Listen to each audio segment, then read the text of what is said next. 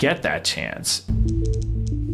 Immigration. We're going to have the largest deportation in the history of our country. The mantra that Trump had on the border on 2016 All was the build the wall. illegal That was immigrants. his centerpiece of his immigration platform. Hey guys, it's the Loud Guys. Today we are going to watch how Trump's second term will be different. So as everyone's eyes is on America, we want all to know like how Trump will be different and how will he make sure that America takes care of itself and also the world, like, because you know how America is the daddy of the world, how they take care of everything. So what they will do, and Trump always like wants to like, you know, keep a one-hand distance from the world. He wants to make America the main focus. So we will see what happens. So let's watch the video. Donald Trump will become the 47th President of the United States. I want to thank the American people for the extraordinary honor of being elected your 47th president and your 45th president. Oh, 45th and 47th. Nice. So I think we should start off by just saying what's happening, and then my big question is going to be, how should we be thinking about this? We now know that Donald Trump is returning to the White House. American voters have seen what Trump had to offer, and at least a critical mass of them decided they want to do the same thing again. I called up some colleagues at Vox to ask what we should be making of this moment, and I ended up spending a long time talking to Zach. I'm Zach Beecham. I'm a senior correspondent at Vox. Zach writes about reactionary politics, the right wing, basically. And the thing that he really wanted me to understand is that even though the outcome of this election is the same as the 2016 election, the Trump who is about to become president is different. Donald Trump is much more organized. He knows what he's doing, has a series of distinct policy objectives that he's reiterated again and again. It will be in a lot of ways fundamentally different than what we all lived through 4 years ago. Really? The same man but different. Even more powerful maybe. Yeah. Lock up the Guardrail. Bidens. Lock up Hillary. Lock them up. The first time Trump was president, he wanted to do all sorts of very controversial things, and a lot of times he didn't actually end up doing them. One big example is wanting his critics and political opponents to be prosecuted. He was constrained by other parts of the political system, the guardrails of democracy. I'm Andrew Prokop, I cover politics. The guardrails encompass first Congress and the courts. But also within the executive branch, you have Trump's own appointees for top positions who often last time around proved unwilling to carry out some of the things he wanted his to own do. appointees. Then you also have the permanent civil service career employees that he can't fire at will. First of all, the courts have grown more conservative and more Trump-friendly since he put 3 of his own appointees in the Supreme Court. Congressional Republicans have grown much more pro-Trump. Trump and the people around him want hardcore MAGA true believers staffing the government who will not have these pesky qualms about legality or ethics or things like that. And regarding the civil service, Trump wants to use an executive order to reclassify thousands of people with civil service protections against firing as political appointees who he can fire, to then put in Trump a lot everywhere. of MAGA loyalists in their place. Instead, he's had 4 years to basically stew over, you know, what he didn't get to do last time and what he would do differently if he was given another chance. And now he will seemingly get that chance.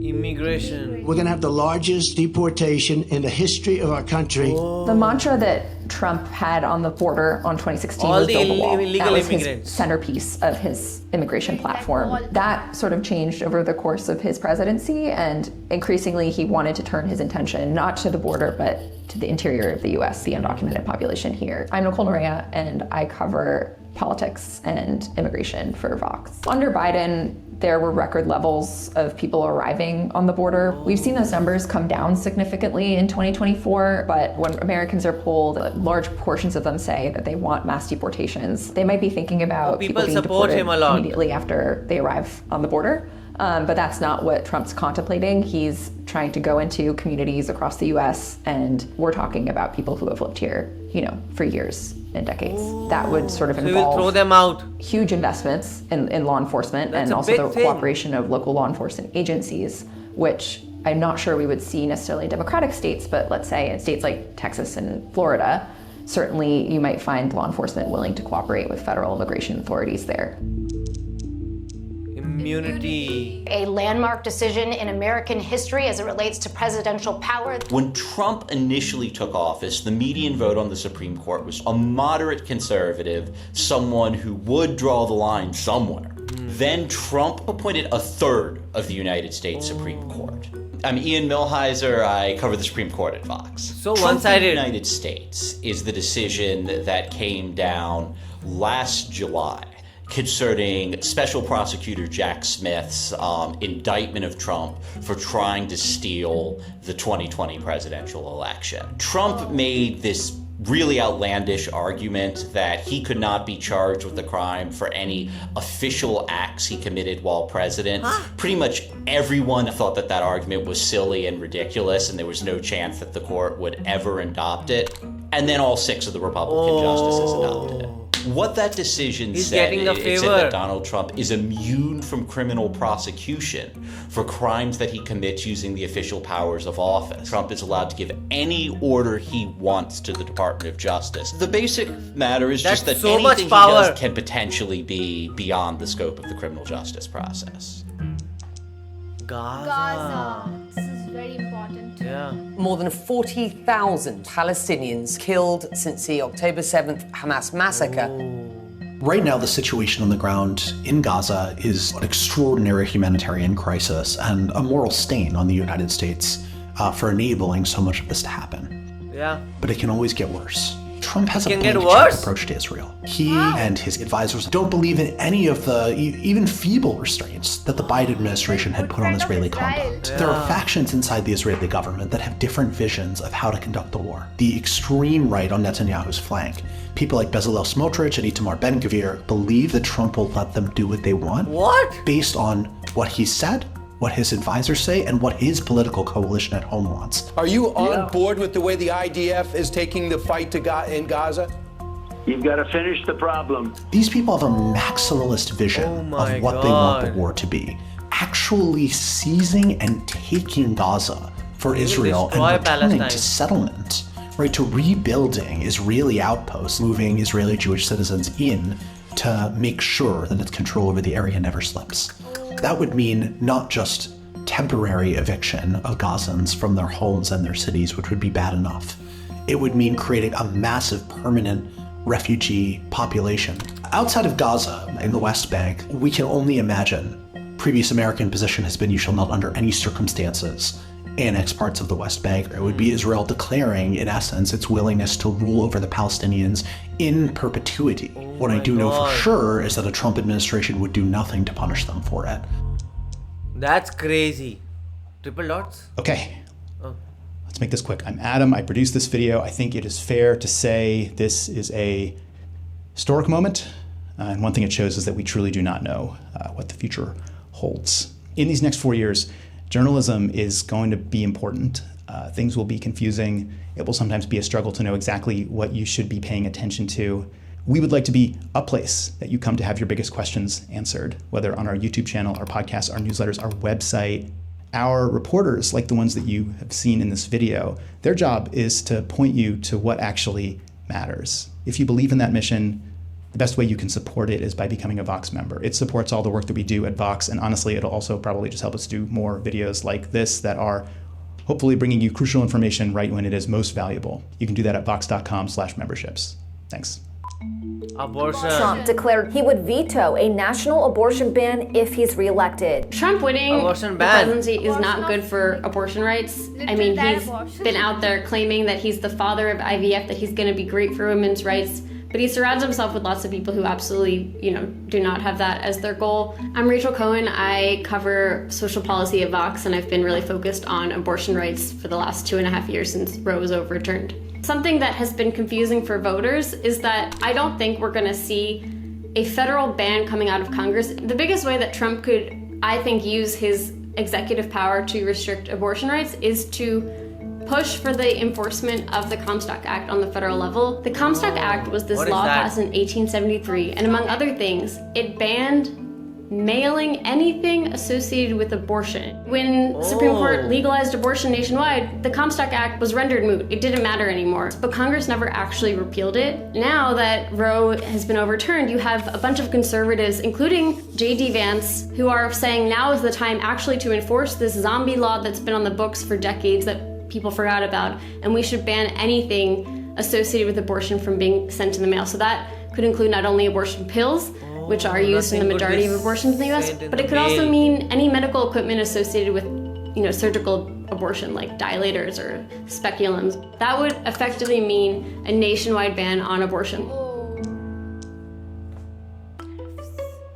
Some might say it's economic nationalism. This might hurt India common also. sense. The thing about tariffs is that the president has a lot of unilateral authority to impose them without Congress's will. I'm Eric Levitz, and I write about politics and policy. A tariff is basically a tax on an imported good. Usually the producer passes on the cost of that tax to consumers by charging higher prices to compensate for the tax. Trump's signature proposal on tariffs in the 2024 campaign was a 10% tariff on all foreign imports, regardless of what country they come from, I thought only China. and regardless of what kind of good it is, which includes things that the United States cannot possibly produce. There's no tax that you can put on foreign coffee beans that will make it possible to grow them in New England.